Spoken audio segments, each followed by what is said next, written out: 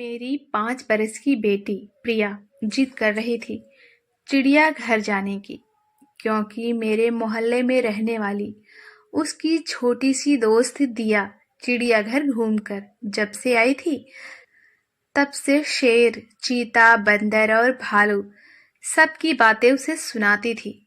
और तब वह भी चिड़ियाघर जाने के लिए मचल उठती थी। उसके पापा को ऑफिस से छुट्टी नहीं मिल पा रही थी, इसलिए हम लोगों ने इतवार को चलने का प्लान बनाया। हम दोनों ने प्रिया से वायदा किया कि हम संडे को उसे चिड़ियाघर घुमाने जरूर ले जाएंगे। पर संडे के भी दिन उसके पापा को कोई जरूरी काम आ गया और वह हम दोनों के साथ ना आ सके। प्रिया आज जिद पर अड़ गई कि उसे चिड़ियाघर देखने जाना है तो बस जाना है। आखिर मैंने फैसला किया कि मैं ही उसे अकेले ही लेकर चिड़ियाघर दिखा लाऊंगी। यह सुन वह बहुत खुश हुई और चलने के लिए खुशी खुशी तैयार होने लगी। मैंने फोन करके उसके पापा को बता दिया था कि प्रिया के बहुत जिद करने पर मैं उसे चिड़ियाघर दिखाने ले जा रही हूँ।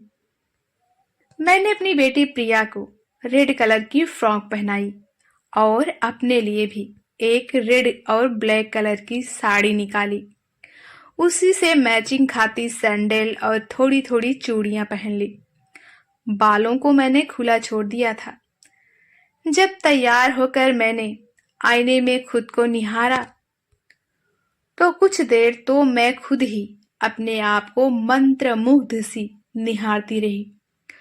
प्रिया ने मेरे गाल पर किस करते हुए कहा, मम्मी आप बहुत अच्छी लग रही हो। उसके यह कहने के अंदाज से मुझे हंसी आ गई और मैंने उसे अपनी बाहों में भर लिया। दरवाजे पर ताला डालकर हम दोनों रोड के किनारे खड़ी हो ऑटो रिक्शा का इंतजार करने लगी। जैसे ही ऑटो रिक्शा आता दिखाई दिया, मैंने उसे हाथ देकर रोकते हुए उससे चिड़ियाघर चलने को कहा और थोड़ी ही देर में हम चिड़ियाघर पहुंच गए थे। चिड़ियाघर के बाहर कुछ भुने हुए चने, मूंगफली और केले खरीदे थे मैंने, वहां रहने वाले जानवरों के खाने के लिए, और खुशी खुशी चिड़ियाघर के अंदर चले गए। मेरी बेटी प्रिया मेरी उंगली थामे मेरे साथ साथ चल रही थी और बारी बारी से अलग अलग जानवरों को उनके बाड़े के आगे जाकर देख रही थी। वह खुश होकर ताली बजाती और कभी उंगली से इशारा कर मुझे उनकी ओर देखने को कहती। कभी हंसती, कभी मुस्काती, कभी मेरी ओर देखती खेल रही थी। वहीं चिड़ियाघर में एक आवारा और मनचले लड़कों का झुंड भी था जो मेरी तरफ घूर कर देख रहे थे। उनमें आपस में होड़ सी लग गई। वे एक दूसरे से कहने लगे, वो देख तेरी भाभी आ रही है। तभी दूसरा लड़का पहले वाले से बोला, चल पगले, भाभी तो तेरी है, मेरी तो जाने मन है। ऐसे भद्दे और अश्लील कमेंट्स करते हुए वे लड़के मेरे आगे पीछे घूमने लगे, लेकिन मैं उन बेशर्म लड़कों को इग्नोर करते हुए अपनी बेटी के साथ मस्ती करते हुए आगे बढ़ती जा रही थी। अपने प्रति कोई भी प्रतिक्रिया न देखकर वे लड़के अब और भी ज्यादा जोर शोर से मेरा पीछा करने लगे। मैंने उनकी तरफ कोई ध्यान नहीं दिया और प्रिया का हाथ पकड़कर उन्हें इग्नोर कर आगे बढ़ गई। मुझे उन आवारा लफंगों पर बड़ा गुस्सा आ रहा था। इन लफंगों के कारण ही माँ बाप अपनी बेटियों को अकेले कहीं भी भेजने से कतराते हैं। मेरे आगे निकल जाने पर वह मेरे पीछे पीछे अश्लीलता से गाना गाने लगे, छमक छल्लो जरा धीरे चलो। जी में तो आ रहा था कि उनकी इन हरकतों के लिए उन्हें जी भरकर लताड़ूं और पूछूं कि अगर ऐसी हरकतें कोई लड़का तुम्हारी बहन के लिए करता तो तुम्हें कैसे लगता। पर मैंने उनकी इन हरकतों को इस समय इग्नोर करना ही ठीक समझा, क्योंकि मेरे साथ मेरी प्यारी सी नन्ही सी बेटी प्रिया थी, जो उस समय बहुत खुश थी और अपना हर पल मेरे साथ इंजॉय कर रही थी। मैं उसका मूड खराब नहीं करना चाहती थी। तभी अचानक एक लड़का, जो सबसे ज्यादा जोश में था, आगे जाकर शेर के बाड़े वाले पिंजरे की छत पर कूदकर बैठ गया और गाना गाने लगा। अखियां लड़ी हो लड़ी बीच बाजार, दिल मेरा लूट गया पहली बार, और मेरी ओर कुछ इशारे भी करने लगा। पर मैंने उनकी ओर जरा भी ध्यान नहीं दिया। मैं अपनी बेटी प्रिया के साथ हर पल इंजॉय कर रही थी। मेरा ध्यान अपनी ओर खींचने के लिए जो वह उछल कूद कर रहा था कि मुझे यह सब देखकर उसकी मूर्खता पर हंसी आ रही थी। अचानक वहां का नजारा ही बदल गया। बंदर सी उछल कूद करने वाला वह लड़का गलती से शेर के बाड़े के अंदर जा गिरा। अचानक से क्या हुआ, यह मुझे क्या, उसे खुद कुछ समझ में नहीं आया। जब उसे होश आया तो वह शेर के बाड़े में गिर चुका था। उसके पैरों के तले से जमीन खिसक गई।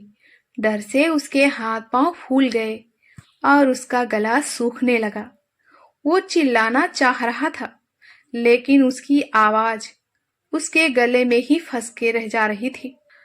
बहुत कोशिश करने के बाद वो अपने दोस्तों से मदद के लिए गुहार लगाने लगा।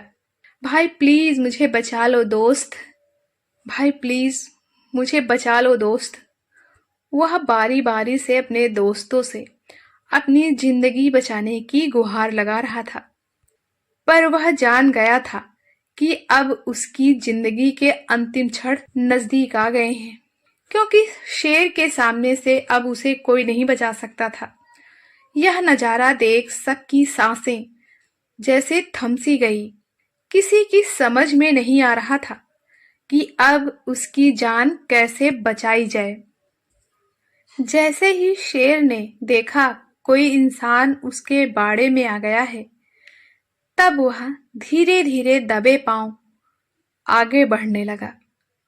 शेर का चेहरा और उसकी आंखों का खौफ देखते ही लड़के का हाल बेहाल हो गया था। उसने डर के मारे अपनी आंखें बंद कर लीं। उसके मौत की घड़ियां उसके करीब आती जान पड़ रही थी उसे। बाड़े के बाहर बहुत से लोगों की भीड़ इकट्ठी हो गई और सब लोग उसे बाहर आने के लिए चिल्लाने लगे, लेकिन आगे बढ़ के कोई भी उसे बचाने के लिए नहीं आया। शेर आगे बढ़ रहा था और तभी मेरे मन में उसे बचाने की एक युक्ति सूझी। मैंने भीड़ से आगे आते हुए जल्दी से अपनी साड़ी उतारकर एक किनारा जल्दी से बाड़े में फेंका और चिल्लाकर कहा, इसे जल्दी से पकड़ो।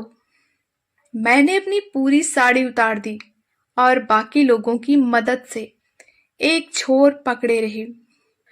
दूसरे छोर को पकड़ के वो लड़का किसी तरह से मेरी साड़ी के सहारे ऊपर आया और अपनी जान बचाने में कामयाब हो गया। मुझे उस समय यह भी होश न रहा कि मैंने तमाम लोगों के सामने बिना कुछ सोचे समझे अपनी साड़ी उतार दी। मैं बस कैसे भी करके उसकी जान बचाना चाहती थी। जैसे ही वो बाड़े की दीवार से कूदकर बाहर आया, वहां पर मौजूद सिक्योरिटी गार्ड ने गरजते हुए कहा, तुम्हें होश भी है कि तुमने जानबूझकर अपनी मौत को निमंत्रण दे डाला था? आखिर तुम कर क्या रहे थे इस खूंखार शेर के बाड़े के पास? तुम्हें वहां जाने की क्या जरूरत थी? अगर ये बहन सही वक्त पर तुम्हारी मदद करने के लिए आगे ना आई होती, तो तुम अब तक इस शिकारी शेर के पेट में चले गए होते। समझे? सिक्योरिटी गार्ड की बात सुनकर उसने एक नजर मुझ पर डाली। मैं अब भी अर्धनग्न अवस्था में ब्लाउज और पेटीकोट में खड़ी थी और फिर मेरी साड़ी का एक छोर पकड़े जो अभी तक हक्का बक्का सा खड़ा था और साड़ी का दूसरा छोर मेरे हाथ में था। उसने साड़ी मुझे उड़ा दी और रोते हुए मेरे पैरों में गिर पड़ा। वह रो रो कर मुझसे माफी मांगने लगा। बहन, मुझे माफ कर दो। ये सिक्योरिटी गार्ड सही ही तो कह रहा है। अगर आपने मेरी जान नहीं बचाई होती तो आज शायद मैं जिंदा ना होता। आप मेरी बड़ी बहन जैसी ही तो हैं, बल्कि उससे भी ज्यादा हैं। आखिर यह एक बहन ही तो कर सकती है जो आपने मेरी जान बचाने के लिए किया। अपनी इज्जत की परवाह किए बिना अपनी देह से साड़ी उतारकर मेरी रक्षा की। आज से मैं आपके चरणों की कसम खाकर कहता हूं कि मैं कभी भी किसी स्त्री से ऐसा व्यवहार नहीं करूंगा। हर पराई स्त्री को अपनी माँ, बहन और बेटी के रूप में ही देखूंगा। तब मैंने अपने पैरों में पड़े उस लड़के को उठाया और मुस्कुराते हुए कहा, भाई, किसी भी स्त्री की इज्जत उसके बदन पर लिपटे चंद कपड़ों से नहीं होती और ना ही उसके किसी विशेष अंगों में होती है। ये हम इंसानों की मानसिक विकृति है जो उसे जबरन इज्जत के साथ जोड़कर देखते हैं। जबकि सच्चाई तो ये है कि स्त्री की इज्जत तो उसके आचरण, उसके चरित्र से जुड़ी होती है। मेरी ऐसी बातें सुनकर वहां पर खड़े सारे लोग मेरी प्रशंसा में तालियां बजाने लगे। मेरी बेटी प्रिया, जो अब तक खामोशी से सबकी बातें सुन रही थी, सबको तालियां बजाते देख खुश होकर तालियां बजाने लगी। और उस दिन पहली बार प्रिया का चिड़ियाघर जाना हमेशा के लिए यादगार हो गया। कहानी आपको कैसी लगी? कमेंट करके जरूर बताइएगा। अगर आप हमारे चैनल पर पहली बार आए हैं तो प्लीज हमारे चैनल को लाइक, सब्सक्राइब और अपने दोस्तों और रिश्तेदारों में शेयर कीजिएगा। हमारे चैनल पर आने के लिए आपका बहुत बहुत धन्यवाद। मिलते हैं किसी अगली नई कहानी के साथ।